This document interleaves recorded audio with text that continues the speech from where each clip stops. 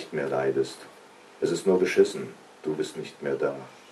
Der Lärm, den du nur durch Abwesenheit vermeidest, wird fehlen, wie du, jeden Samstagvormittag. Komm, wir legen noch eine Platte auf. Du erzählst dazu Geschichten, die habe ich schon 1000-mal gehört, doch ich wollte nie darauf verzichten. Komm, lach mir doch noch mal ans Ohr, bis ich deinen Witz verstehe. Such ein Kabel, reg dich noch mal auf, damit ich dich wieder vor mir sehe. Weiß nicht, wie sie waren, deine letzten Tage. Ich hörte, du bist mit dem Taxi rumgefahren. Deine letzte Vorstellung war super, keine Frage. Du gabst Gas, wir haben gelacht. Es kotzt mich an, das war's. Komm, wir legen noch eine Scheibe auf. Eine richtig heiße Weise. Rock'n'Roll im Dauerlauf. Und dann gehen wir auf eine Reise. Oder sitzt es schon auf einer artgerechten Bank im Rockerhimmel oben.